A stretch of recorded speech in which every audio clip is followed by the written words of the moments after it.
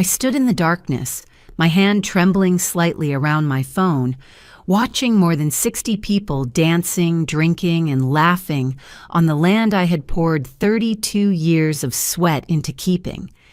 They raised their glasses to celebrate my son's birthday, while I, his own mother, wasn't even invited. At exactly 11 p.m., I touched the screen. The entire farm plunged into darkness. The laughter stopped cold. Screams rang out. And then, through a speaker system they didn't even know existed, my voice echoed, distorted, icy. The owner is watching every single one of you. From that moment on, I knew they would never underestimate me again. If you're still listening, tell me where you're watching from. Every comment you leave is another mark in this journey. And if this story has touched you, don't forget to hit like so it can reach even further. Just seconds earlier, music had been blasting across the Oregon Valley. Loud pop songs I had never understood, now swallowed whole, as if someone had yanked the plug on the entire world. The string lights hanging between the old oak trees snapped off. The pool behind the house became a bottomless black void. I heard the crash of shattered glass, a woman screaming in shock, a man swearing as he tripped over folding chairs scattered across the lawn. I stood behind the old wooden door of the barn, where Richard, my husband, used to keep the tractor and tools. The smell of damp wood, old engine oil, and nighttime earth blended together, so familiar that if I closed my eyes, I could almost believe I was 30 years younger again, back when we were both young, our hands caked with mud, but our hearts full of hope. Only one thing was different. Tonight, I was no longer the woman standing beside her husband. I was someone treated as if she didn't exist. I didn't step out. I didn't say another word. I just stood there, silently watching through the narrow crack in the door, where the glow of my phone screen reflected on my face. On the screen was the live feed from the security cameras they had no idea I'd installed months earlier. More than 60 people, my daughter-in-law's friends, my son's colleagues, strangers who had never greeted me once, were scrambling in panic like a flock of birds startled in the night. Someone slipped and fell into the pool, water splashing as screams erupted. Someone else stepped on an extension cord and yanked down an entire row of banquet tables. A 3-tier birthday cake collapsed, white frosting smeared across the tiles. I saw Samantha, my daughter-in-law, in her tight white dress, her hair carefully curled, her face panicked but still trying to shout, "Calm down, it's just a power outage." Her voice pierced the chaos, high and strained. Daniel, my son, stood in the middle of the crowd. I recognized his shape even in the dark. He was tall like his father, broad-shouldered, but now he stood frozen, both hands raised as if trying to calm everyone. I couldn't hear what he was saying, but I saw his lips moving, saw the glow from someone's phone lighting up his face, the face of the child I once rocked to sleep, held tight through stormy nights, and swore I would protect from every hurt in the world.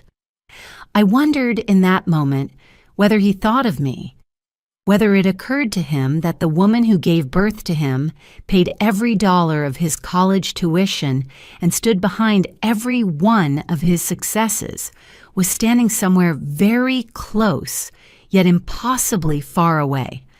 I heard a man shout, "What the hell is going on?" Another woman whimpered, "I'm scared. Is this some kind of joke?" No one was laughing anymore. No music, no clinking glasses, just the raw, chaotic sound of fear and lost control. And in that moment, I realized a cold truth. How quickly all the polished appearances, the Instagram photos, the boasts about a perfect family, collapse the second the lights go out. I took a deep breath.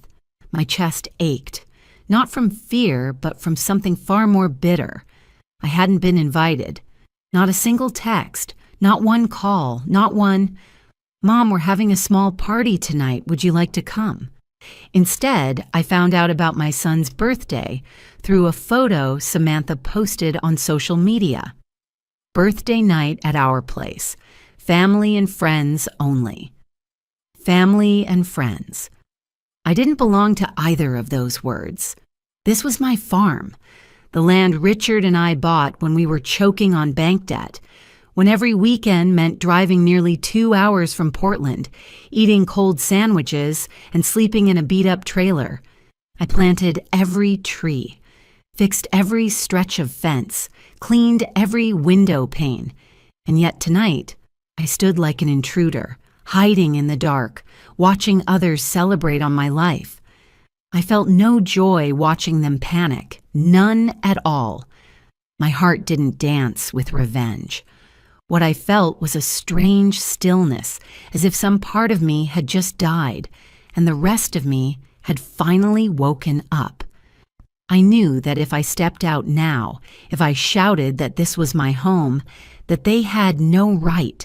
They would only look at me with pity, or worse, see me as a difficult old woman ruining their fun. I had been seen that way before, too many times. So I chose the darkness. I chose silence. I chose to observe. As the noise slowly died down, I watched small groups begin to leave. They were rushed, awkward, no one thinking about goodbyes or cleaning up. Cars pulled out of the lot, headlights sweeping across the grass, leaving brief streaks of light before disappearing. Only about 20 people remained, huddled together, whispering, eyes darting around as if something were watching them from the dark. And something was. I didn't turn the power back on. Not yet. I wanted them to feel, long enough, what it was like not to belong, what it felt like to be pushed aside, the same unease I had carried for months.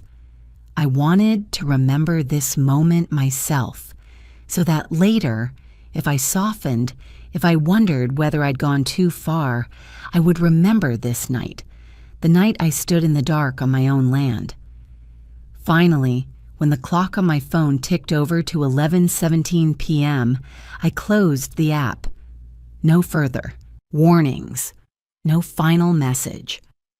I let the darkness finish speaking for me. I turned my back and leaned against the cold wooden wall. My knees trembled, not from fear, but from a heavy question that rose in my mind and refused to leave.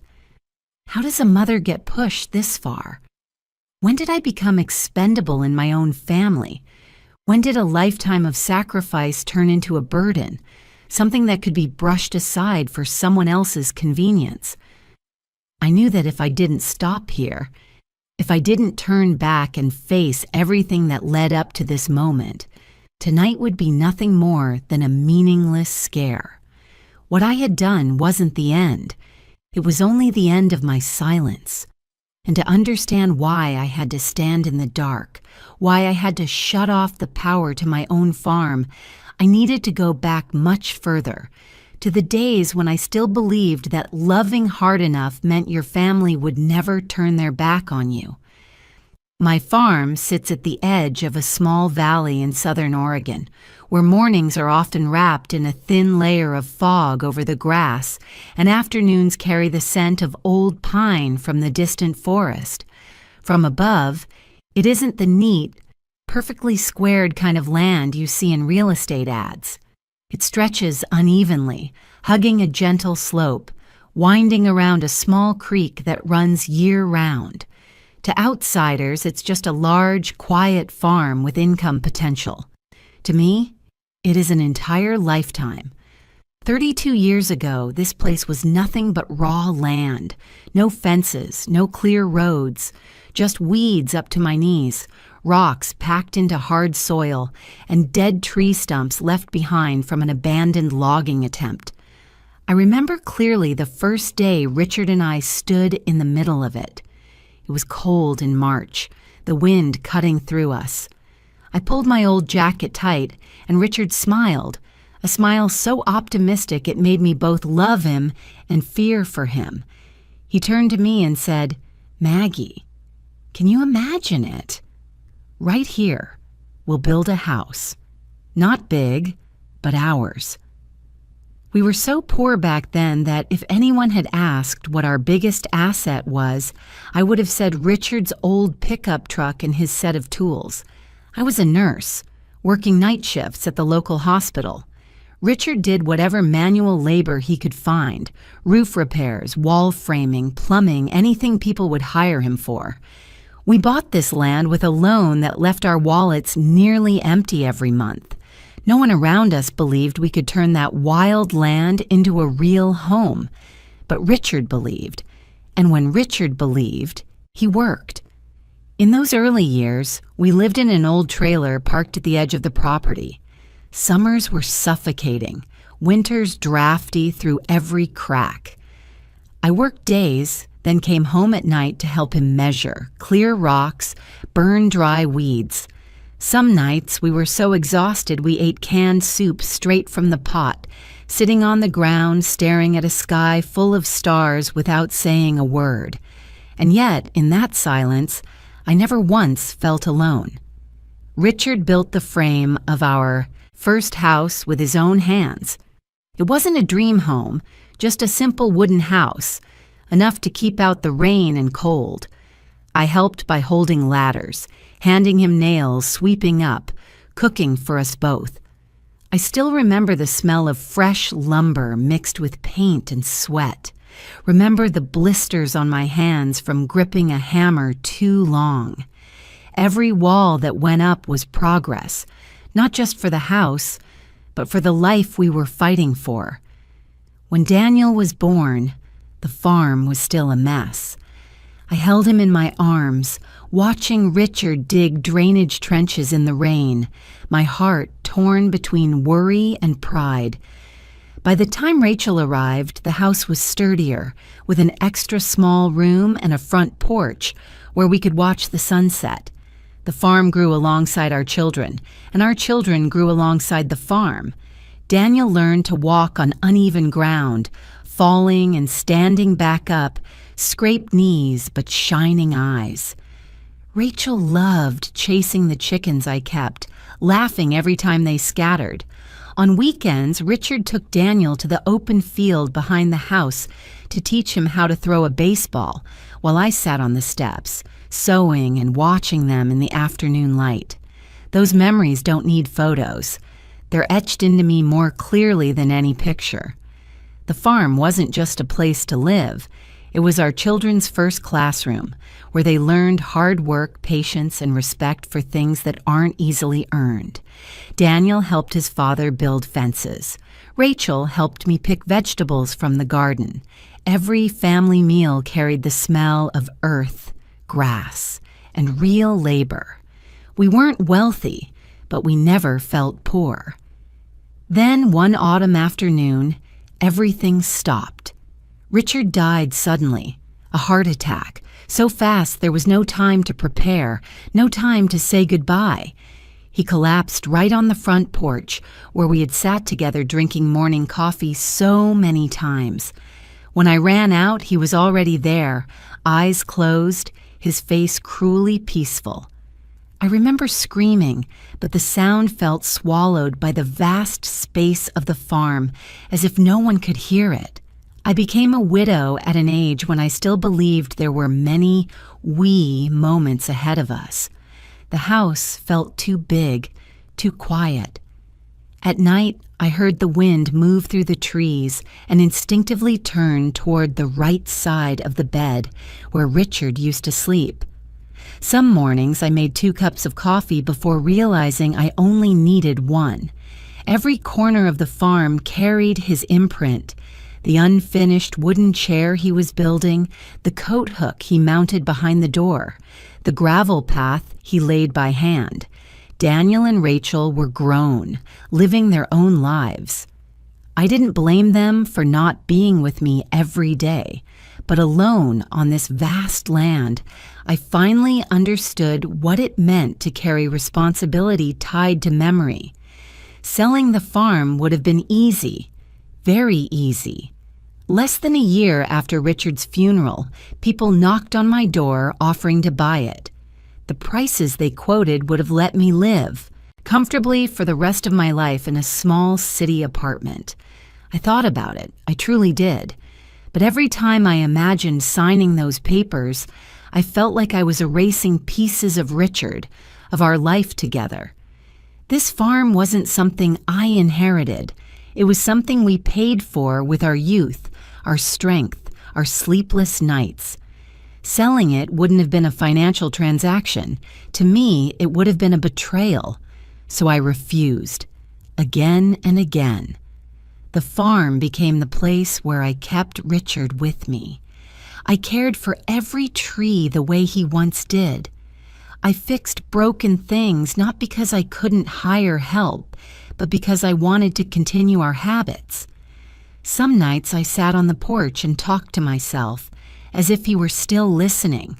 Others might call that weakness. To me, it was survival without losing myself. I didn't realize that my determination to keep this farm, my refusal to see it as just property, would make it something others wanted to take. Back then, I thought simply, as long as I'm alive, clear-headed, and standing on this land, no one gets to decide for me. I never imagined my greatest challenge wouldn't come from outsiders. It would come from my own family. Daniel is my eldest son. Even as a child, he was the one adults trusted. Not reckless, not overly mischievous, always thoughtful, always trying. When Richard was alive, he used to say, "Daniel's like me when I was young. He knows how to look ahead. He knows when to hold back." I believed that for years, and maybe that belief is what kept me from seeing his change sooner. Daniel was a good student. Richard and I poured nearly all our savings into sending him to law school. Those years weren't easy. I worked more night shifts. Richard took heavier jobs he used to avoid, but every time Daniel called, excited about an internship or a difficult case, I felt every sacrifice was worth it. When he graduated and became a lawyer, I cried, not just from pride, but because I knew my son could now stand on his own. After Richard died, Daniel called me more than anyone else, at least for a while. He asked how I was doing, whether I needed anything, whether I wanted to come live with him in the city for a bit. I refused, as I refused every suggestion to leave the farm. Back then, Daniel understood. He said, "I know you love that place." I thought that was enough. Then Samantha appeared. Daniel introduced her one late spring afternoon. They drove down from Portland, their new car gleaming as it pulled up to the porch. I stepped outside, wiping my hands on my apron, forcing a smile. Samantha got out first. She was tall, slim, her blonde hair carefully styled, her high heels completely wrong for the gravel ground of the farm. She smiled beautifully, so perfectly I didn't quite know how to respond. "Hello, Maggie," she said, her voice sweet and clear. "I've finally met you." I nodded and shook her hand. Her hand was cold and soft, nothing like the hands of people used to labor. I didn't think badly of her then. I simply noticed the way someone who's lived long enough learns to observe before judging. The first time Samantha came to the farm, she walked around very slowly, not the curious stroll of someone visiting the countryside for the first time, but the deliberate survey of someone taking mental notes. Her eyes moved over the fence, lingered on the barn, paused at the wide field behind the house, before she leaned toward Daniel and asked him something quietly. I didn't hear the words, but I saw Daniel nod. "There's so much space here," Samantha said, sounding impressed. "It's rare to find a place this quiet and, with this kind of potential." I just smiled.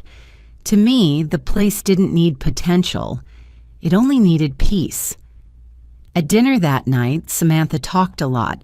She spoke about her work in marketing, about branding campaigns, about building personal images on social media. I listened but didn't fully understand.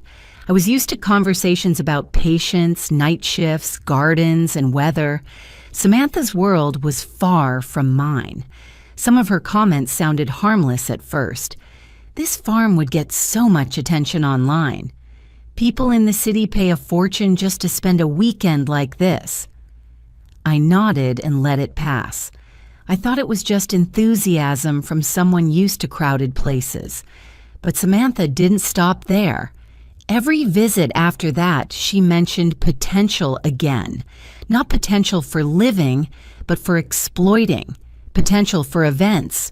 Potential for vacation rentals. Potential for branding. The words repeated, often enough that they began to weigh on me. "I'm just saying," she laughed when she noticed my silence, "don't think too much about it." I told myself the same thing. Don't overthink. Don't be suspicious. Your son wouldn't mean harm. Your future daughter-in-law is just speaking from professional habit. I comforted myself with the very maternal trust I believed could never be wrong. But Daniel changed. At first, it was subtle. So subtle you'd miss it if you weren't paying attention. He asked me fewer questions. Our conversations drifted toward work, plans, the future. He talked about optimization, about long-term investments. When I told him about repairing the chicken coop roof or replacing old water pipes, he just hummed, as if those things no longer mattered. Once I joked, "This farm is getting old, just like me." Daniel laughed, but the smile didn't reach his eyes. He replied, "Old things need to change, Mom." That sentence stayed with me longer than I wanted to admit. Samantha began posting photos every time they visited the farm. Sunsets, outdoor meals, Daniel standing in the middle of the wide field. The captions were always polished, carefully worded. Peaceful weekends. An escape from the city. I wasn't in those photos. At first I thought she'd just forgotten. Then I realized my absence was intentional. Once, when I accidentally stepped into the frame, Samantha said, "Maggie, could you stand over there a bit? The light's better here." Her tone was polite, gentle. I stepped out of the frame without a word, but that was when the feeling of being pushed out of my own story truly began. Daniel didn't object. He stood there in silence, as if my being pushed out of the photo was something too trivial to care about. And that silence, more than any words, made me feel cold. I still tried to keep everything normal. I cooked, made coffee, asked about their work. I didn't want to become a difficult mother-in-law. I didn't want to plant the seeds of conflict. I had seen too many families fall apart because of misunderstandings left unspoken. I didn't want to be the one who caused that, but deep inside, a quiet unease began to grow. It wasn't the fear of losing the land. It was the fear of losing my place. The fear that, in my son's eyes, I was no longer the mother who had built this life alongside his father, but just an old woman living on a piece of land that was not being used properly. The first signs of takeover didn't come as grand actions. They came as questions that sounded caring. Do you ever feel tired managing such a big farm by yourself? Have you thought about the future? What if you get sick? Those questions were repeated often enough, gently enough, that if I reacted strongly, I would look overly sensitive. I didn't react. I just listened. And I began to understand that Samantha didn't see memories in this place. She saw numbers. She saw opportunities. And Daniel, my son, was standing between those two ways of seeing. And little by little, I realized he was turning his back on memory. I didn't yet know that this was only the beginning. But in my heart, one thing became clear. If I wasn't careful, if I kept comforting myself with maternal love, one day I would wake up and realize that everything I had built no longer belonged to me. Nothing happened suddenly. There was no explosive moment I could point to and say, that's when it all went wrong. The boundary was erased in a far quieter way, like water seeping into the ground, slow, persistent, and by the time you notice, the foundation has long been cold and wet. At first, it was just suggestions. Samantha stood in the kitchen, holding the cup of coffee I had just made, her eyes moving around the room that Richard and I had spent nearly 10 years finishing piece by piece. "Maggie," she said lightly, like a breeze passing through, "have you ever thought about changing the kitchen cabinets? This style is a bit old-fashioned. If you painted them white and changed the handles, it would look so much brighter." I smiled politely. "I'm used to it. It's still fine for me." Samantha shrugged, as if I had just missed a rare opportunity. "Of course, I'm just suggesting. Sometimes a small change really lifts the spirit." At the time, I didn't respond. I thought maybe she was just speaking out of professional habit, seeing everything as something that needed upgrading or refreshing. I had lived long enough to know that not every suggestion is an intrusion. But those suggestions didn't stop. Next, Samantha talked about the living room. "If you knocked down this wall and opened it up to the porch, it would be amazing. Open concept spaces are really popular." Then she moved on to Richard's old bedroom. "It would make more sense as a home office. Leaving it empty like that is kind of a waste." I listened, and each time I did, it felt like someone was placing their hands on my memories and twisting them in a different direction. I started answering less. Not because I agreed, but because I didn't want to argue. I thought that as long as I didn't say yes, everything would stay at the level of words. I was wrong. One Saturday morning, while I was watering the garden behind the house, I heard an unfamiliar car stop at the gate. It wasn't Daniel's car. It wasn't a delivery truck. I turned off the hose, wiped my hands on my pants, and walked out. Standing on my porch were two men I had never seen before, holding tape measures and notebooks. Samantha stood beside them, hands on her hips, chatting animatedly. "Hi, Maggie." She turned to me when she saw me. "I brought these guys by to take a quick look. They're designers. Really good ones." I froze. "Take a look at what?" "Oh," Samantha said quickly, as if this had already been agreed upon. "Just some basic measurements, so I can get an idea of what a renovation might look like. We're not doing anything right away." I looked at the men. They had already started pulling out their tape, measuring the length of the living room wall. One crouched to inspect the wooden floor. Another was writing things down. They walked into my house as if they had permission. My heart started pounding, not from anger, but from a very clear sense of violation. "Samantha," I said, my voice so calm it surprised even me, "you didn't ask me." She hesitated for a split second, then smiled. "Oh my goodness, I'm sorry. I thought—" "Daniel mentioned that you were considering some of these things too." I turned to look at Daniel, who had just stepped out of the car. He avoided my eyes for a brief moment, then said, "I just said we could think about it in the future, Mom." The future. Such a convenient word. I took a deep breath. "I don't need any measurements. Thank you, gentlemen, but today isn't appropriate." The two men looked at each other, then at Samantha, as if waiting for instructions. Her face flushed slightly, but she kept her smile. "Of course. No problem. I didn't mean anything by it. I just wanted to help you see more options." After they left, the air in the house grew heavy. I leaned against the kitchen counter, my hands trembling slightly. Daniel came closer. "You overreacted," he said quietly. Samantha just wants what's best for you." I looked at my son, searching for the eyes I remembered, the eyes of the child who used to ask my permission before climbing a tree. "Do you see," I said, "that she brought strangers into my house without asking?" Daniel sighed. "You always see everything as an invasion. You should be a little more open-minded." Open-minded? Another word that sounded so good. From then on, the small conversations grew more tense. Samantha no longer just suggested. She started talking as if changes were inevitable.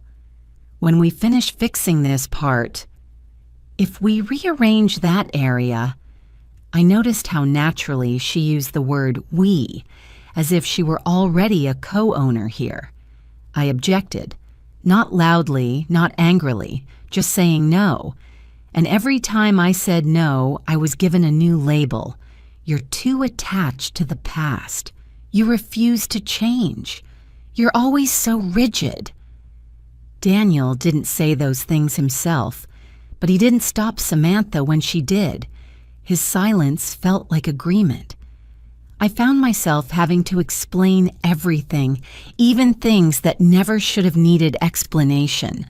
Why I didn't want to knock down walls, why I didn't want to replace the windows, why I didn't want to turn Richard's room into a multi-purpose space. The small arguments became more frequent. Not big fights, but fragments of dialogue, enough to wear away intimacy. I said one thing. Samantha responded with a patient smile tinged with pity.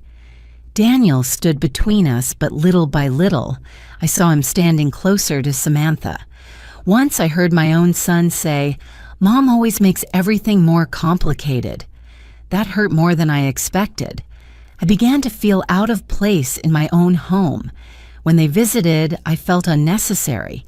Samantha moved things around for convenience and forgot to put them back.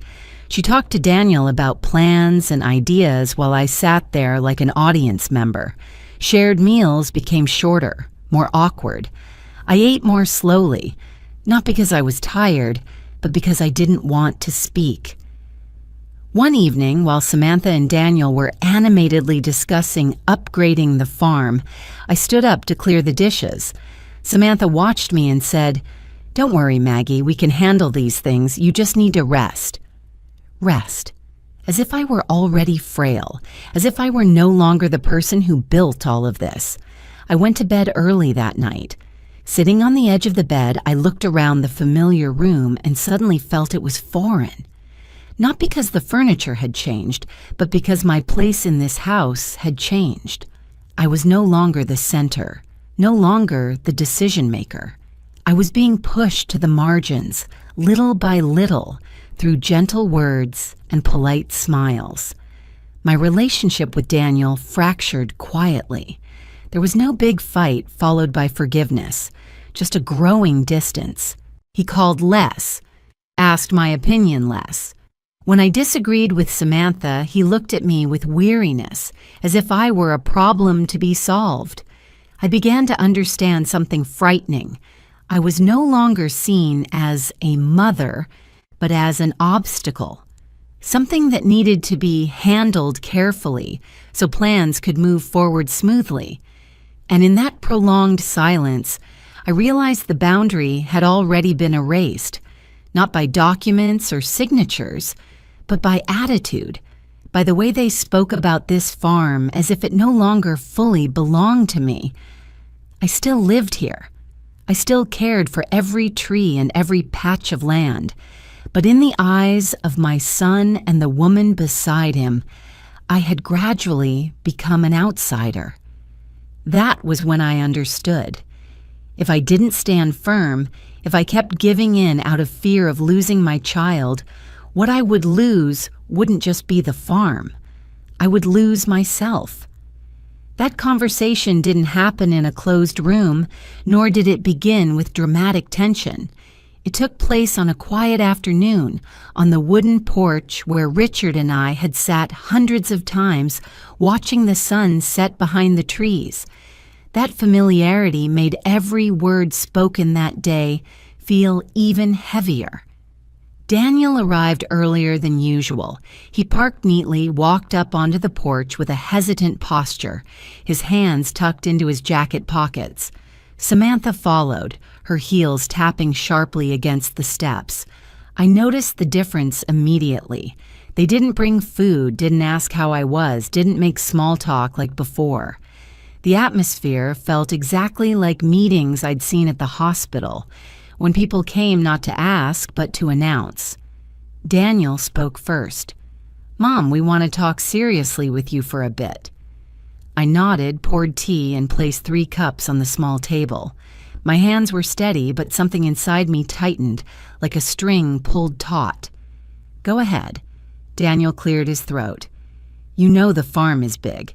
There's a lot of work, and you—" He hesitated, searching for words. "You're not young anymore." The sentence wasn't loud or harsh, but it landed on the porch like a stone. I looked at my son, the child I once carried across this land, and for the first time I saw the distance between us clearly. "What are you saying?" I asked, my voice even.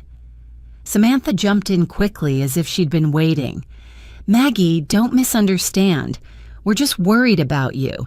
Such a big farm, handling everything alone. It must be exhausting. What if something happens?" Worried about me.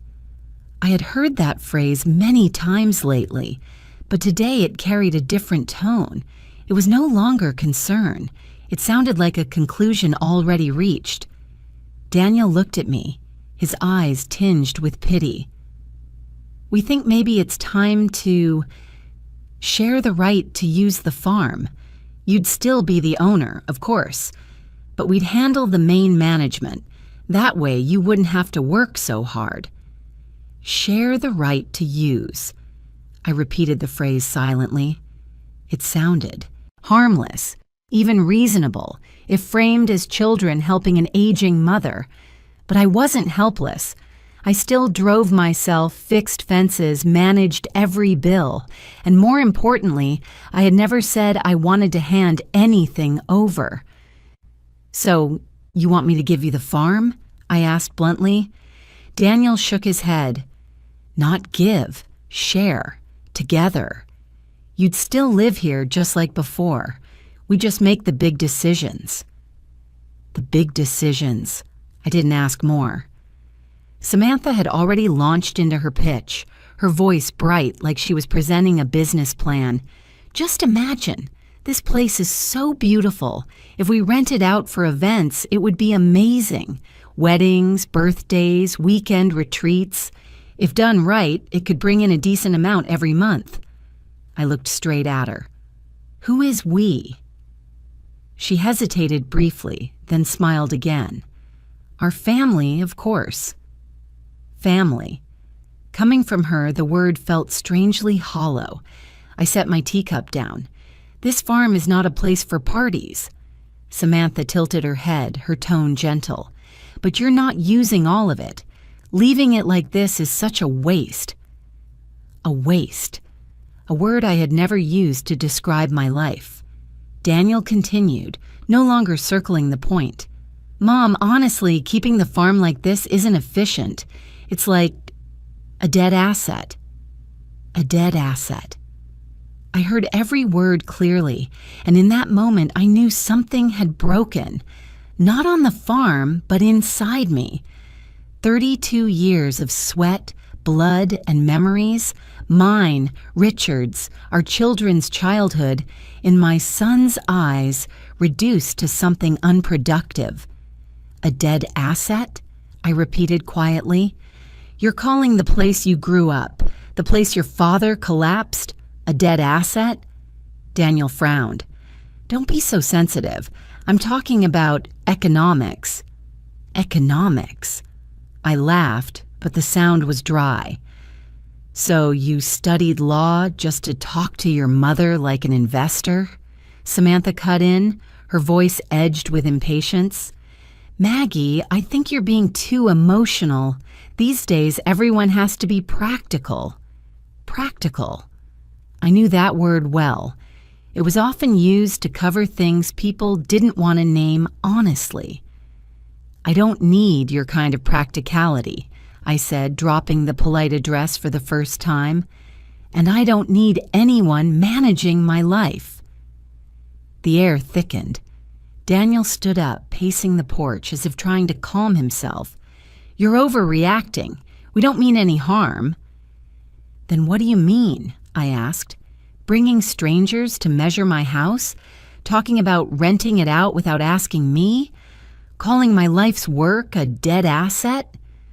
Daniel turned back to me, irritation flashing in his eyes, an expression I had never seen before.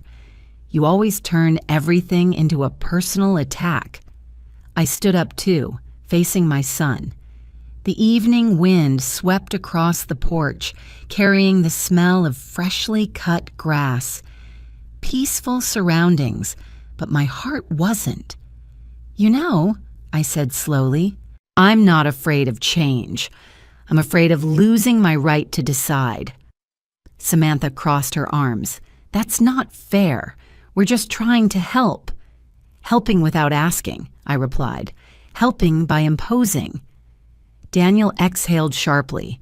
"You can't just stubbornly hold on to everything forever. One day you won't be able to handle it." That sentence sent a chill through me. Not because it was wrong, but because it showed me he had been imagining my helplessness for a long time. "Are you waiting for that day?" I asked. Daniel fell silent. Samantha looked away, avoiding my gaze. I looked at both of them, and in that moment I understood clearly. This was no longer a discussion. It was a dangerous proposal, wrapped in the paper of concern. If I agreed today, tomorrow I would be expected to agree again, until I no longer had the right to say no. "You should leave," I said. Daniel froze. "What did you say?" "I said you should leave. Now." Samantha opened her mouth to speak, but I raised my hand. "There's nothing more to say. This farm is mine. Until I invite you, you have no right to be here." Daniel stared at me, his expression shifting from shock to anger. "You're kicking me out of my own home?" "I'm asking you to leave the farm," I corrected him. "Those are two different things." In that moment, my son looked at me like I was a stranger, and the most frightening part wasn't that look. It was the realization that I no longer recognized him either. The man standing in front of me wasn't the boy who used to run after me in the garden, but someone weighing interests and control. They left in silence. No goodbye, no promise to talk again. I stood alone on the porch, listening to the engine start, the tires crunch against gravel, and then everything fell quiet. I sank into the old wooden chair, gripping the armrest until my hand hurt. For the first time in my life, I was afraid of my son, not because he could hurt me physically, but because I realized he could do something worse. Take away my right to own my life, while still believing he was doing the right thing. That night, after Daniel and Samantha left, I didn't turn on the lights right away. I sat on the wooden chair on the porch for a long time, until it was completely dark, until the sound of crickets rose from the edge of the forest behind the farm, not because I was thinking anything profound, but because my mind was empty. A strange feeling crept in, like missing a familiar step on a staircase and feeling your heart race as you realize something in your life has slipped out of place. I went inside, locked the door, made a cup of tea, and forgot to drink it. I didn't sleep that night. I lay in bed staring at the ceiling, listening to the wind tapping lightly against the window frame, wondering where I had gone wrong for my son to sit across from me and talk about my life like a project that needed to be optimized. Near dawn, I finally drifted off for a short while. When I woke, pale sunlight filtered through the curtains, and my phone vibrated softly on the bedside table. A message from Rachel. Rachel is my youngest daughter. She's been different from Daniel since childhood. Quieter, more observant. She works in education, not glamorous, not fond of arguing. Since Richard passed, Rachel has called me often, not to make polite inquiries, but to listen. I opened the message, thinking she was probably asking if I was okay after yesterday's meeting. "Mom, are you alone right now?" I replied immediately. "Yes, I'm at the farm. What's going on?" The 3 dots appeared, disappeared, then appeared again. After a long pause, Rachel finally texted back, "I don't know how to say this, but you need to know." My hands trembled slightly. I sat down on the edge of the bed, my back straightening instinctively. "Go ahead." The phone stayed silent for a few more seconds, then the screen lit up. I was accidentally added to a group chat, not a normal family group. I frowned. What group? The group name appeared in the screenshot Rachel sent. Care Plan, Mom. I read the name over and over. My heart slowed by 1 beat, as if my body were bracing itself for an impact. "Please read it," Rachel texted. "I'm sorry for sending this to you, but I can't take it anymore." I opened the image. The first message that hit me was from Samantha. "We need to agree on how to talk to her. Lately, she hasn't been as clear-minded as before." Not clear-minded. My ears rang, but I kept reading, line by line, the way people watch an accident unfold in slow motion, unable to look away. Daniel replied right after, "I feel the same. She overreacts and doesn't take suggestions well, very hard to work with." Work. That word again. Someone else in the group, I guessed a friend of Samantha's, asked, "Do we need legal advice? If this is about managing an elderly person's assets, there are a few options." Samantha replied, "I have a lawyer friend. She specializes in cases like this. When an older person lives alone, it's easy to argue they're no longer capable of managing things." I put the phone down on the bed, my hand covering my mouth. A chill ran straight down my spine. Not vague fear anymore, but clarity. Everything was starting to take shape. Yesterday's words on the porch weren't spontaneous. They were part of a carefully discussed plan. Rachel sent more screenshots, this time Daniel's message. "If we start with sharing usage rights, she'll accept it more easily. Then we gradually take control. The key is making her believe it's for her own good." For her own good. Tears fell onto my phone screen. Not loud, dramatic tears, but the kind that come when you no longer have the strength to react. I had prepared myself to be misunderstood, to be seen as stubborn. But I had never imagined my son sitting in a group chat discussing how to gradually control me like a problem to be managed. There was another message from Samantha, longer and more detailed. "She's emotionally attached to the farm, so we need to separate emotion from decision-making. If necessary, we can note that she's not as stable as before. This is for everyone's long-term safety." Long-term safety. I let the phone fall to my side and leaned back against the wall. The familiar room suddenly felt foreign. The photos on the walls, Richard and me, the kids when they were little, seemed to look back at me as if asking how I had ended up here. Rachel texted again, "Mom, I don't agree with this. I said so in the group, but they brushed it off. I'm scared for you." I took a deep breath, even though my chest ached. "Thank you for telling me," I typed back. "You didn't do anything wrong." "I'm sorry," Rachel wrote. "I feel like I betrayed you by being in that group." "No," I typed slowly. "You're the only one telling the truth." I set the phone down on the table and walked to the window.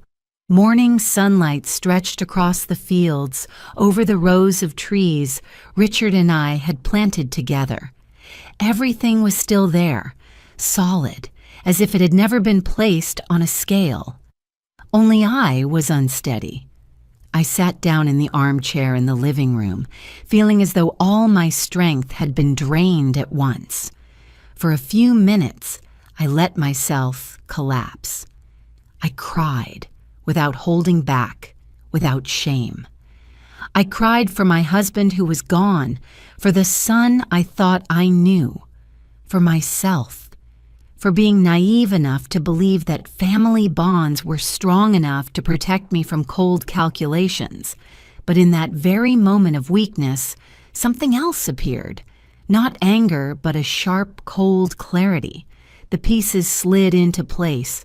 Samantha's words, her calculating looks, Daniel's changes, the proposal to share usage rights. Nothing was vague anymore. They were the first steps of a clear plan to turn me into someone without decision-making power on my own land. I wiped my tears and took another deep breath. My hands no longer shook. A different kind of silence settled in, not the emptiness of shock, but the stillness of awareness. I realized something painful. Once someone decides you're no longer clear-minded, everything you say afterward can be used against you. Emotional reactions become loss of control. Silence becomes lack of awareness. Anything can be twisted to fit their narrative. I picked up my phone again and texted Rachel. "Leave that group," she replied instantly. "Mom." "Leave it," I repeated. "And don't argue anymore. I don't want you pulled into this." "What are you going to do?" Rachel asked. I looked out at the fields again. "I can't say yet, but I won't let them decide for me." I turned off the phone and sat still for a long time. No more tears, no more panic, just one clear, frighteningly bright thought. If they were planning step by step to take control of my life, then I had to stay one step ahead. And I knew that from this moment on, I could no longer act like a mother, guided only by emotion. I had to act like a woman who understood her own value, her own rights. That mental breakdown hadn't weakened me. It had stripped away the last layer of innocence I was still holding on to. I didn't want a war, but I wouldn't let anyone turn me into a bystander in my own life. For the first time since Richard passed away, I felt truly clear-minded, and that clarity told me one thing. If I didn't protect myself now, there wouldn't be another chance. After that night, I didn't cry again. Not because the pain disappeared, but because I understood this clearly. Tears wouldn't help me hold on to anything. They would only make me look weaker in the eyes of people already prepared to use that weakness as evidence against me. The next morning, I woke earlier than usual. Oregon was still wrapped in a thin layer of mist, the field in front of the house hazy like a painting. I made coffee, no sugar, no cream, and drank it slowly. For the first time in days, my hands didn't shake. My thoughts were arranged in a new order, cold but clear. I knew what I needed to do. The first thing I did wasn't calling Daniel, and it wasn't talking to Samantha. I called someone Richard had introduced me to years ago, someone I never thought I'd need, a lawyer who specialized in asset protection and elder rights. His office was in Salem, more than an hour's drive from my farm. I didn't make an appointment by phone. I drove there directly, parked, and walked in like any ordinary woman seeking advice. Nothing more. I didn't cry. I didn't rant. I didn't waste a single word. He was in his early 50s, hair streaked with gray, voice deep and unhurried. He let me finish without interrupting, nodding occasionally. I showed him the screenshots Rachel had sent, the messages Daniel and Samantha never thought I would see. He read them carefully. When he finished, he looked up at me. There was no pity in his eyes, only confirmation. "Mrs. Maggie," he said, This isn't a normal family conflict." I stayed silent. These are very clear signs of financial and psychological abuse of an older adult. They're gradually building a narrative that you're no longer capable of managing your life and your assets. I nodded. "That's what I thought too." He frowned slightly, perhaps surprised that I didn't react more strongly. "The most important thing right now," he continued, "is that you don't give them any evidence against you. No loud arguments, no emotional reactions in front of them, and absolutely do not sign anything." "I won't," I said.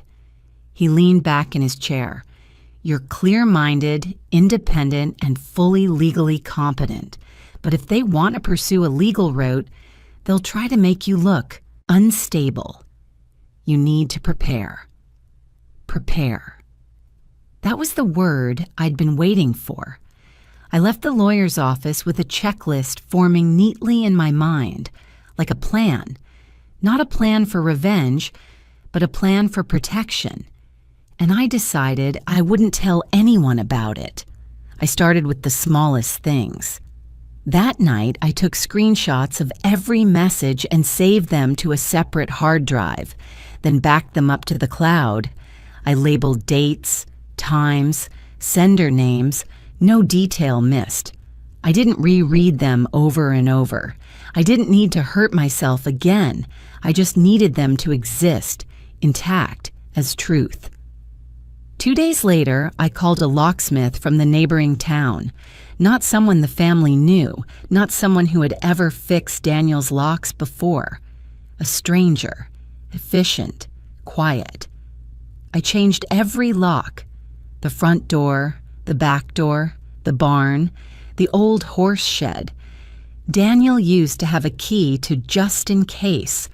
When the locksmith asked, "Do you want extra keys for family?" I simply smiled, "No." That night, when I turned the new key in the lock and heard the sharp click, I felt something small but essential return to me: control. Then came the cameras. I didn't install big, obvious ones. I chose small cameras with no indicator lights, placed in corners outsiders wouldn't notice, but that covered every critical area: the entrance, the porch, the barn, and the dirt road leading from the gate into the farm. I paid in cash, used no card, left no easy trail. Throughout all of this, I told no one, not Rachel, not my neighbors, certainly not Daniel. I still answered my son's calls when he phoned, my voice normal, neither cold nor warm. I didn't mention the porch conversation or the secret group chat. Daniel seemed surprised by my silence. He made small talk. I answered briefly. Samantha didn't call. She sent one very polite message. "How have you been lately?" I didn't reply right away. I waited a day, then answered, "Fine." One word. The lawyer had told me, "Don't confront them directly. People making plans like this are often confident in their own cleverness. They'll make a mistake soon."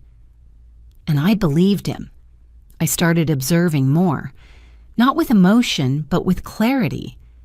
I remembered the times Samantha had asked about land deeds, insurance, whether anyone else was listed on the property. Before, I'd thought it was just curiosity. Now every question had a different meaning. I took notes, brief, just dates, times, key points, like a professional, not a wounded mother. Some nights I lay in bed staring at the ceiling, my heart still aching. I didn't pretend I was fine, but I didn't let the pain control my actions anymore. I thought of Richard. If he were still alive, what would he do? He wouldn't yell. He wouldn't beg. He would stand quietly, wait for the right moment, then act decisively. So would I. One afternoon, while walking along the western fence line, I noticed fresh tire tracks on the dirt path leading into the farm, not deep, but new. I stood there for a long time, not angry, just attentive. The cameras would tell me more. That evening, I checked the system. Nothing unusual yet, but I knew if they believed I'd softened, they would soon test another step. Maybe an unannounced visit, maybe a family talk with a third party, or a gentle legal move presented as help. I wasn't in a hurry. I didn't need to stay far ahead. I just needed to stand still and let them walk into the space they thought was safe. The trap wasn't something dramatic. It was patience.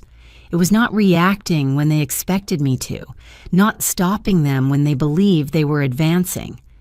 I didn't cry anymore, not because I was tougher, but because I understood this clearly. If I broke down, they would call it evidence. If I stood firm, they would eventually reveal who they really were. And I was ready to wait, not for revenge, but to protect my life on the very land where I had lived, loved, and would never surrender to anyone through silence. I didn't learn about it through a phone call, and no one said it to my face. I learned the most painful way possible, through the security camera system I had installed myself. That morning started out completely ordinary. Oregon's sky was a rare, clear blue, the air light, the scent of damp grass from the night's rain still lingering. I made coffee, sat at the kitchen table, opened my laptop to check email, and out of habit, I opened the camera system. Not because I suspected anything, but because it had become part of my new awareness. And then I saw them. Daniel's SUV appeared first, rolling slowly through the gate. I froze, my hand still on the mouse. Daniel hadn't told me he was coming to the farm today. My heart tightened slightly, but I tried to reassure myself. Maybe he was just stopping by to pick something up or check on something. 5 minutes later, a small truck carrying tables and chairs arrived. Then another with the logo of a local catering service. I sat up straight. The unease spread quickly, cold and unmistakable. The camera on the porch showed Samantha stepping out of the car, a light-colored dress, oversized sunglasses, moving with the confidence of someone who believed this place belonged to her. She pointed, said something to the delivery crew, and laughed loudly. I couldn't hear the sound, but I didn't need to. The way she stood there in the middle of my porch said everything. I looked at the clock. 10 a.m. My phone didn't vibrate. Not a single text. Not a single call. Not one word to remind me that today was Daniel's birthday. Not one word to say they were preparing to do something. Right here, on my farm. I opened another camera, the one in the backyard. Tables and chairs were being set up around the yard. String lights were being hung on the wooden posts Richard had built. Ice chests, speakers, decorations. Everything was arranged quickly and professionally, as if they had done this many times before. And I wasn't invited. It wasn't forgetfulness. It wasn't a mistake. It was intentional. I sat motionless in front of the screen, my heart pounding so heavily I could hear the blood rushing in my ears.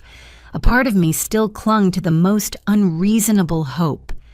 Maybe they would call me later. Maybe this was just preparation. Maybe I was misunderstanding everything.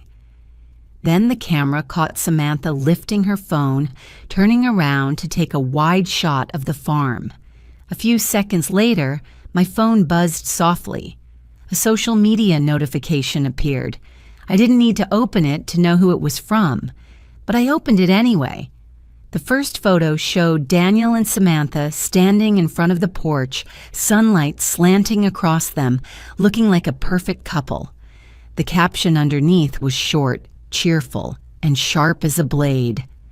Celebrating my love's birthday at our home. So grateful for this place and the life we're building. Our home. I read it 3 times. Each time the words scraped at my eyes. Not a single line mentioned me. Not one word said this was his mother's farm. Not a single trace that I existed in that story. I went back to the cameras. Guests were starting to arrive. People laughing, hugging Daniel, wishing him a happy birthday. Samantha stood beside him like the hostess, directing, greeting, her hand resting possessively on Daniel's back.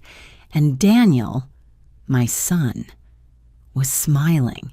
He smiled easily, naturally, as if nothing were missing, as if the woman who gave birth to him, raised him, and held on to this land with her entire life didn't exist. My chest tightened, a familiar pain, but deeper this time, slower. I stood up, went into the bedroom, closed the door, and sat down on the edge of the bed. For the first time in many days, I allowed myself to cry. There were no sobs, no wailing, just tears flowing quietly, soaking the collar of my shirt.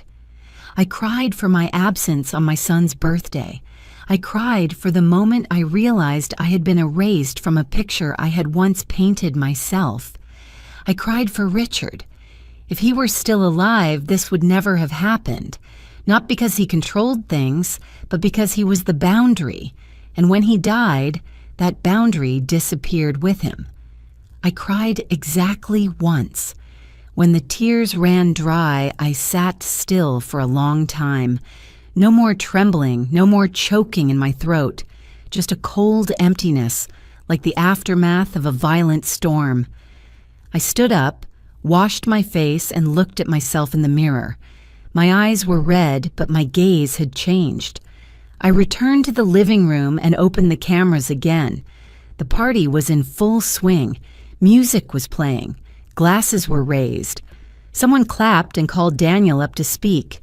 I couldn't hear the words, but I saw him lift his glass, say a few sentences, and then everyone laughed.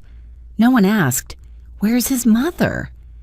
No one wondered why the true owner of the farm wasn't there. Samantha posted another story.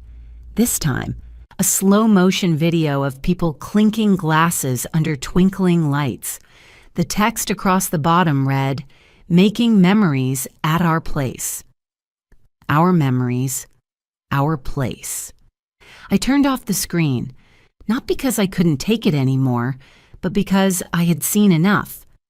That afternoon, I didn't go outside. I sat at my desk, opened my notebook, and for the first time, I wasn't writing to remember. I was writing to plan. Not a plan fueled by anger, but a deliberate, public counteraction that couldn't be denied. I wrote bullet points slowly, carefully. I thought about what the lawyer had said. Let them feel confident. Let them take another step. And I realized they had just taken a very big one. Hosting a party on my property without permission, without my presence. Publicly declaring it our home. That was no longer a family matter. That was evidence. I opened my computer and saved every post, every story, every image. I took screenshots, recorded dates and times, saved links. I reviewed the camera footage, marking each frame. Vehicles entering the gate, tables being set up, guests arriving, Samantha directing, Daniel making a speech. Every piece fell into place. When night came, I sat alone in the quiet house. Outside, the party was probably still going. Laughter might have been ringing out, but it no longer reached me. Something inside me had closed, not loudly, not dramatically, but decisively. I was no longer the mother standing on the sidelines, painfully watching her son be led astray. I was no longer the woman afraid of being labeled not clear-minded. From the moment I saw the words, "our home," on that screen, I knew I couldn't stay silent any longer, not to reclaim affection, but to reclaim the truth. That year, Daniel's birthday passed without his mother, and it was also the day I officially began preparing for the moment when everything would be called by its proper name, in front of everyone, publicly, clearly, and without turning back. The second party didn't come as a surprise, the way I might have expected. It came exactly the way people used to, taking other people's space, tend to act, confident, loud, and convinced there would be no consequences. I found out about it 2 days earlier, not from Daniel, and certainly not from Samantha. I learned through the cameras and through a stray message from an old acquaintance in town. I heard there's going to be another big party at Maggie's son's farm this weekend. Another party. I didn't reply. I didn't ask for details. I just sat by the window for a long time, watching the sunset fall over the fields. Late summer Oregon was gentler, the wind carrying the scent of dry soil and pine needles. A scene so peaceful that anyone looking in would never imagine that, inside me, a silent trial was being prepared. I didn't interfere. I didn't call. I didn't send a message asking them to stop. I let everything unfold exactly the way they wanted, because that night I didn't plan to play the role of a mother anymore. I planned to play the role of the owner. That afternoon I prepared carefully.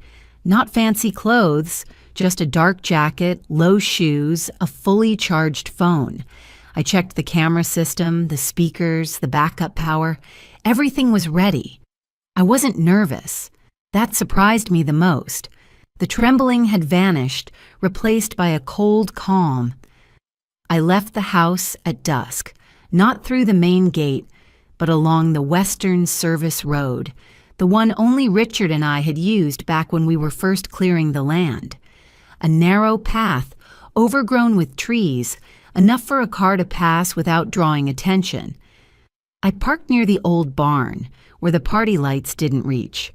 From there I could hear the music echoing, laughter, the clinking of glasses, more people than last time, louder, more confident.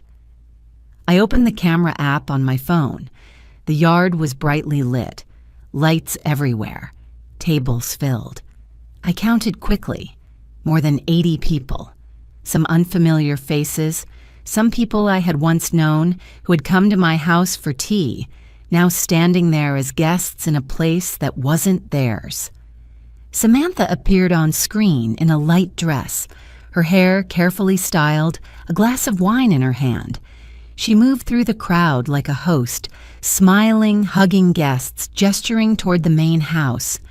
And Daniel stood beside her, his hand resting lightly on her back, wearing that familiar smile that now felt distant. Not once during the minutes I watched did he glance toward the house where I was, as if he had decided I no longer belonged in this picture. I took one deep breath, not to gather courage, but to mark the final moment of hesitation. I looked at the clock. 10:58 p.m. I waited. I waited until the music was at its loudest, the laughter at its peak, when people had had enough to drink to be less alert, but not enough to lose control. I waited until Samantha stepped onto the porch, clapping her hands to get everyone's attention. Through the camera, I saw her raise her glass.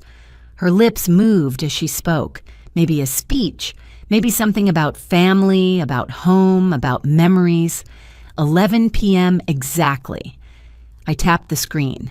The entire farm's power shut off. Not section by section, not flickering. Total darkness.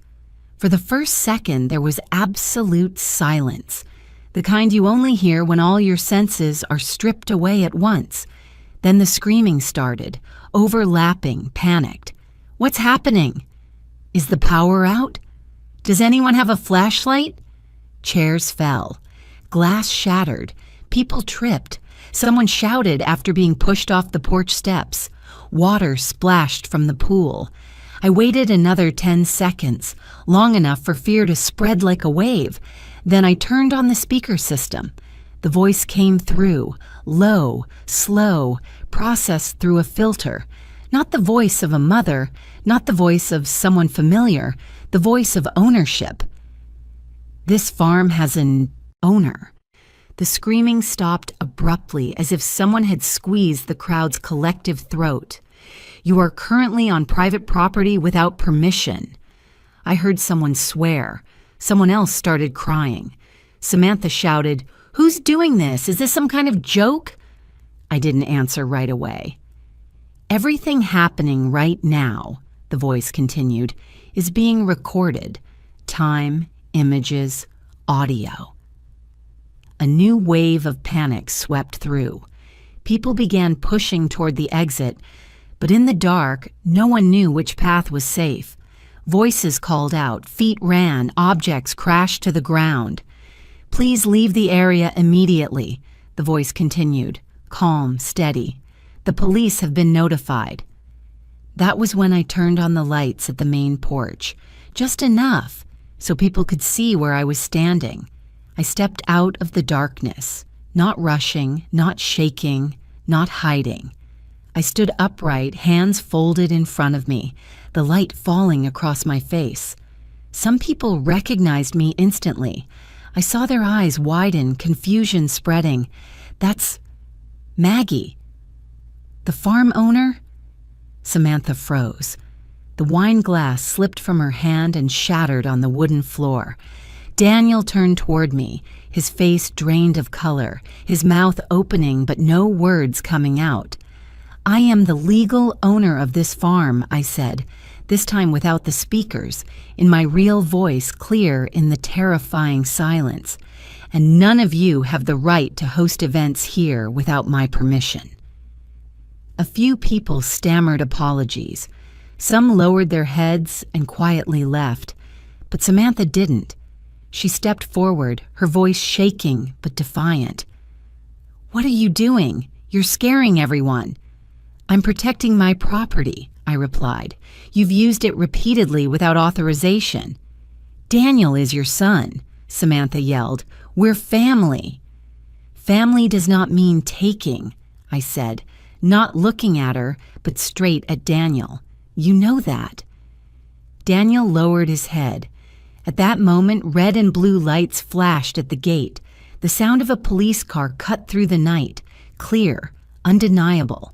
A murmur rippled through the crowd. "I called the police," I said, "and I will be reporting the trespassing." Samantha turned to Daniel, her voice urgent. "Say something." Daniel stayed silent. For the first time, he didn't step in to shield her. When the police arrived, I explained everything clearly and briefly. Proof of ownership, camera footage, evidence of unauthorized use, no extra emotion, no personal attacks. Samantha argued. She talked about misunderstandings, about family, about good intentions. But under the lights, in front of dozens of people who had just witnessed the chaos, her words sounded hollow. The mask didn't fall with a blow. It fell under light, the light of truth. When the last guests left, the farmyard grew eerily quiet. I stood there, watching the lights come back on, listening to the wind move through the trees. That night there was no laughter, no music, only a heavy silence. But this time, it belonged to me. The night of judgment was over, and everyone knew clearly this was not our home. This was mine. The police stayed at the farm for nearly an hour after the crowd had dispersed. They worked calmly and professionally, favoring no one. I sat on the wooden chair on the porch, a light jacket over my shoulders, answering each question in a steady, clear voice. My name, my address, proof of ownership. The moment I discovered the unauthorized use, I added nothing, left nothing out. I simply told the truth, precise and complete. One younger officer took notes while the other checked documents. When they confirmed that the farm was in my name, that there was no rental agreement or authorization of any kind, the atmosphere shifted. This was no longer an awkward family misunderstanding. It was a clear case of trespassing. A report was written on the spot. Samantha wouldn't stay still. She paced back and forth, her voice rising as she tried to draw attention back to herself. "You don't understand," she said. "She's not normal anymore. She acts erratically, locking doors, cutting the power. We're just trying to help her." crazy old woman." I heard the accusation without her having to say it outright. It hovered in her eyes, in the careful way she chose her words. She was trying to paint me as unstable, so everything I had done would look like a sudden outburst. I didn't react. The older officer looked up and met Samantha's gaze. "Ma'am," he said calmly, "we see no indication that Mrs. Maggie lacks capacity. On the contrary, she's been very clear. What we do see is an event held on private property without permission, which is a violation." Samantha froze. Daniel stood a few steps away, his face pale. He looked at me, then at the officers, then at Samantha, as if he were realizing for the first time that there was no one left to stand between him and the consequences. "Say something," Samantha urged him, her voice lower now but frantic. "Tell them." Daniel opened his mouth, then closed it again. I saw the collapse in my son's eyes, not fear of the police, but the crumbling of the wall he had trusted, the belief that everything will work out. There was nowhere left to hide. The officers finished the paperwork and handed me a copy of the report. "Do you want to pursue this further?" one of them asked. "I will follow the law," I replied. That was enough. No bitterness, no threats, just clarity. When the police cars drove away, the farm fell silent again. Samantha lingered for a few minutes, as if waiting for something to change. Nothing did.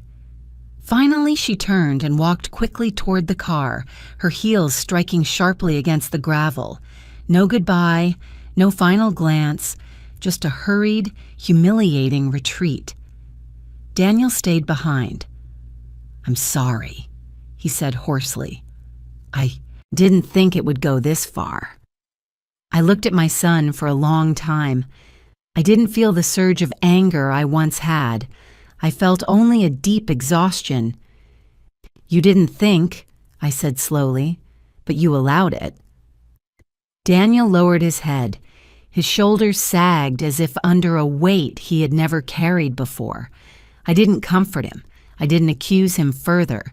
Any words now would have been unnecessary. I went inside, got some water, took a small sip. When I returned to the porch, Daniel was still standing there in silence. "You should go home," I said. "That's enough for tonight." He nodded and walked away without looking back. The next morning, I drove into town and went straight to the lawyer's office. I placed the police report on his desk, along with the evidence I had prepared earlier: screenshots, camera footage, social media posts. He reviewed everything carefully, then looked up and nodded. "You have a very solid case," he said. "If you want, we can file a formal complaint." "I want to," I replied. Not for revenge, not to intimidate, but because I needed a boundary recognized by law, one that couldn't be bent by sweet words or vague accusations. I signed my name, each stroke of the pen firm and final. From the lawyer's office, I went straight to the notary. I brought my old will and read every line. It had been written at a time when I believed family bonds were enough to keep everything safe. I realized I had been wrong, not because I loved my children, but because I hadn't set limits. I rewrote my will, not long-winded, not emotional. I divided everything clearly and transparently with clauses that protected my assets and my right to make decisions until my very last day. I didn't do it in anger. I did it in complete clarity. That afternoon, I called Daniel. He came, quieter than ever before. We sat facing each other in the living room, sunlight slanting through the window. I didn't beat around the bush. "You are still my son," I said, "but from today on, there will be boundaries." Daniel looked up, his eyes red. "I understand." "You have no right to use the farm without my written permission," I continued. "No events, no rentals, no managing on my behalf. and any discussion related to my assets must go through a lawyer. Daniel nodded without objecting. This is not a punishment, I added. This is a boundary. Justice is not revenge. Justice is putting everything back where it belongs. He stayed silent for a long time, then said softly, I was wrong. I didn't say, it's okay. I didn't say, I forgive you. I only said, from now on you need to learn how to respect. When Daniel left, I stood alone in the quiet house. No more forced laughter, no more party lights, just the sound of wind across the fields and the familiar scent of old wood. I didn't feel victorious. I felt lighter. Justice doesn't bring joy. It brings an upright spine. And for the first time in a very long while, I knew one thing for certain. I no longer had to protect my life with emotions. I had placed it exactly where it belonged, into my own hands and under the light of the law. After that night, things didn't end quickly the way people often imagine when they hear the word justice. There was no bold full stop, no applause, only quiet, gradual consequences that could not be avoided. Daniel didn't speak to me for many weeks. I didn't call him. He didn't call me either. That silence was different from our previous distances. This time, it didn't carry tension, but a heavy emptiness, as if a layer had been stripped away and the person underneath didn't yet know how to stand firmly. I learned about Daniel's marriage not from him, but from Rachel. She called me one evening during a light rain, her voice cautious. Mom, Daniel and Samantha are living separately. I was silent for a few seconds, not because I was surprised, but because I needed to be sure I'd heard correctly. When? I asked. A few weeks now, Rachel replied. Everything is messy. Samantha moved out almost immediately after the police incident. I turned off the stove and sat down in a chair. Inside me, there was none of the satisfaction people often expect in moments like that. No joy, just a very deep sigh, like when you watch a house collapse and realize it had been cracking for a long time. Later on, Daniel told me himself, in a brief phone conversation. His voice sounded tired, stripped of its usual confidence. She said I betrayed her, he said. She said I didn't stand by her when she needed me. And you? I asked. He was silent for a long time. I don't know whose side I was on all this time. That marriage didn't fall apart because of a power outage, and not because of the police. It fell apart because the truth was pulled into the light, and that light didn't shine only on Samantha, it shone straight on to Daniel. In the months that followed, pieces of the story surfaced one by one. Expenses Daniel had never paid attention to, accounts in Samantha's name, but funded with shared money. Investments he believed were for the future, which turned out to be nothing more than fuel for a glamorous image. Daniel called me one afternoon, his voice unsteady. Mom, did you know? I paid off almost all of her credit card debt. I thought it was for work, for her personal brand. But there was nothing. I didn't say, I warned you. I didn't need to prove I was right. I only asked one question. What do you see now? He answered very quietly, I see that I was used. From then on, Daniel began trying to make amends, not with grand apologies, but with awkward, clumsy actions. He emailed to ask if I needed help fixing the fence. He texted to ask if I was okay when the weather turned cold. Once, he left a crate of dry firewood on the Yee's porch and drove away without knocking. I saw everything, but I didn't rush to respond. Not because I wanted to punish my son, but because I had learned a lesson that was far too costly. Words can be beautiful, but only time and actions reveal the truth. Daniel asked to see me several times. I refused the first two. The third time, I said, "Not yet." He didn't argue.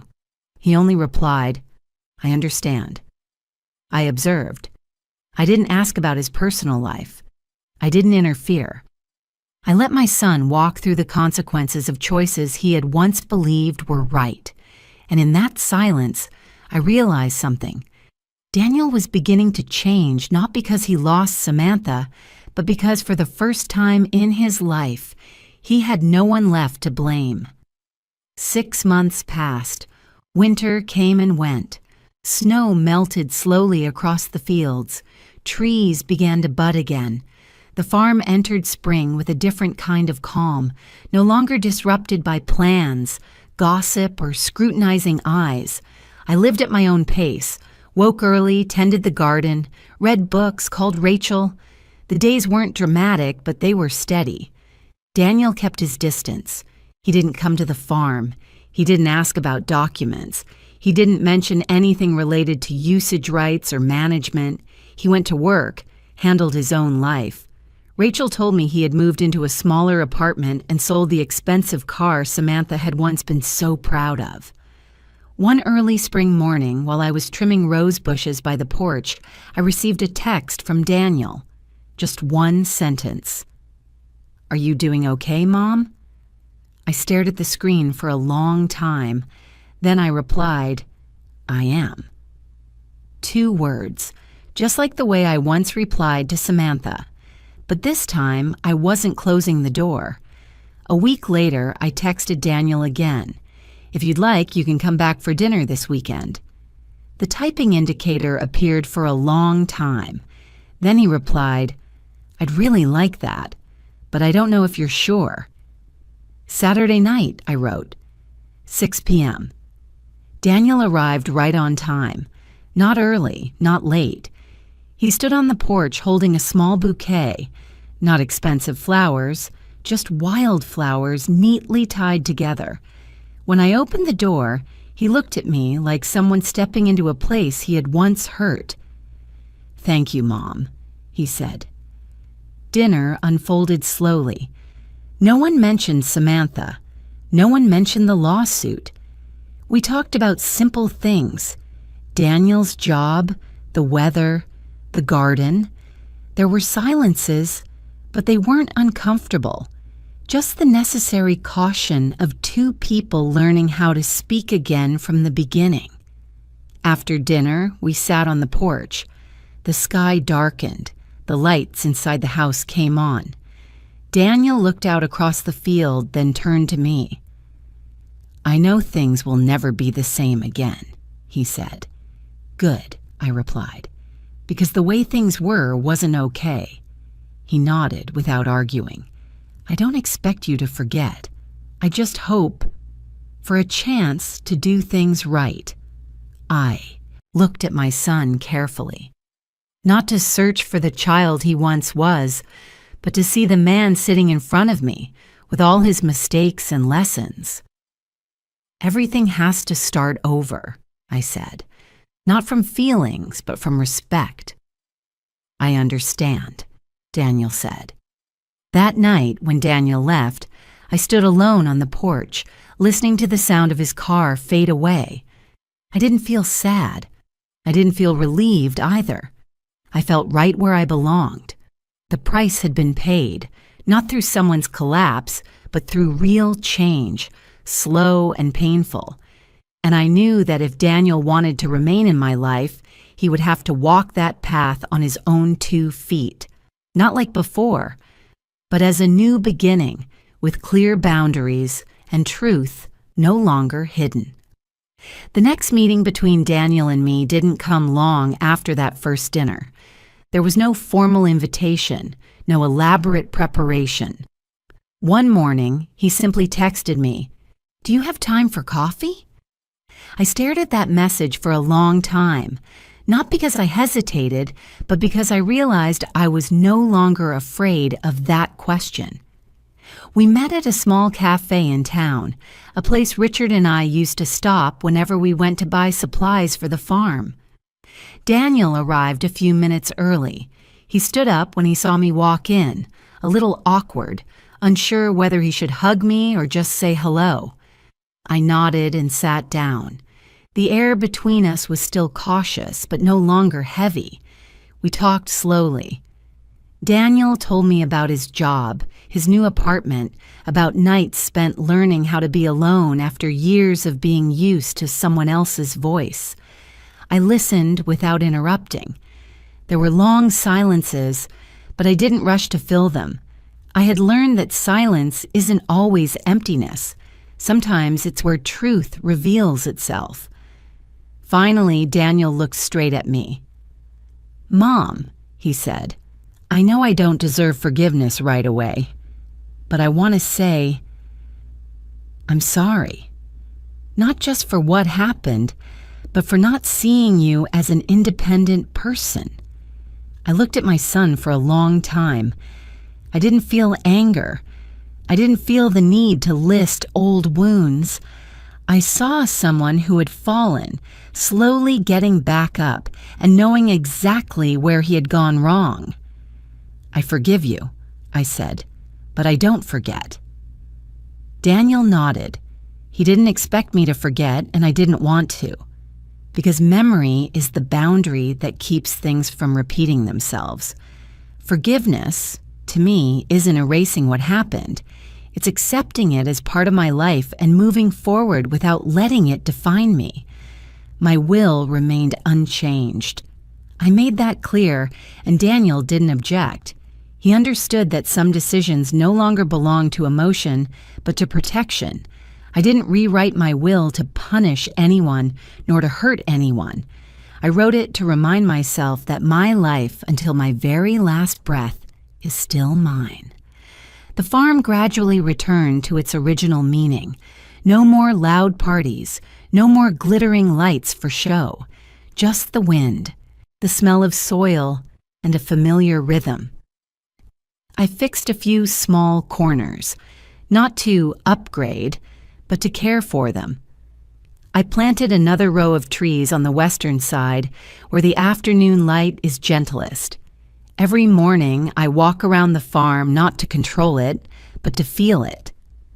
Some afternoons, Daniel stops by, never unannounced, always asking first. He helps me mend a fence, replace a rotten board.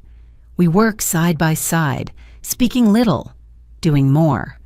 No old roles, no old expectations, just two adults learning how to be close in a new way. In those quiet moments, I found myself again, not the mother who must always sacrifice, and not the woman who has to prove anything.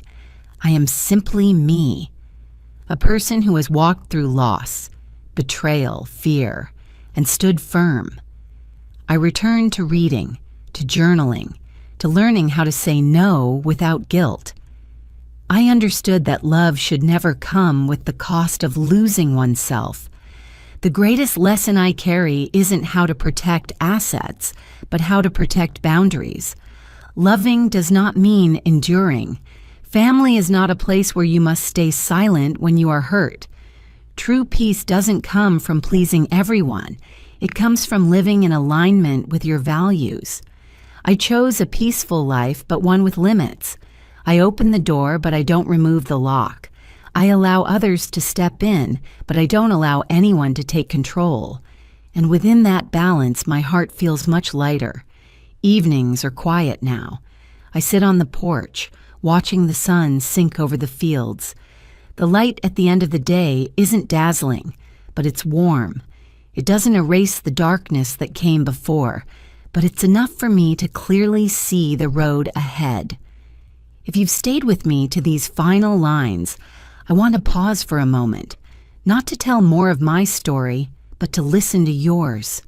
Each life, especially in the second half of the journey, carries losses, silences, and moments when we ask ourselves, am I living true to my values? If somewhere in this story you caught a glimpse of yourself, a mother, a father, someone who loved too much and endured too long, then you are not alone. Please tell me where you're listening to this story from: a big city, a small town, or a quiet corner of the world. If you've ever stood at the boundary between love and self-respect, I invite you to share a few thoughts in the comments. I read every word, and I value every story entrusted to me. If this story gave you even a little strength, a little courage, or simply the feeling of being understood, please tap the like button to help pass that feeling on to others. And if you'd like to continue walking with me through stories about family, boundaries, and late but necessary awakenings, please subscribe and stay tuned for the next episodes. From the bottom of my heart, thank you for staying until this moment. Your presence is the gentlest light after years of darkness.